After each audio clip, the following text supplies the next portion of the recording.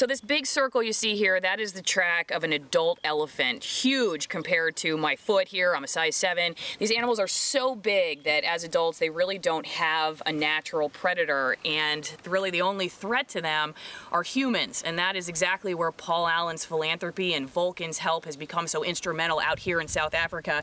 He commissioned the Great Elephant Census, basically found out that between 2007 and 2014 in 15 of 18 countries on the continent of Africa, that elephants declined by about 30%, and that without aggressive efforts to stop it, that elephants could go extinct within our lifetime. So this track is much smaller. This is a baby elephant track. That's the hope for elephants in Africa. You know, one of my favorite parts of looking at an elephant is their eye. They look like they have these old, wise eyes that just look right into your soul.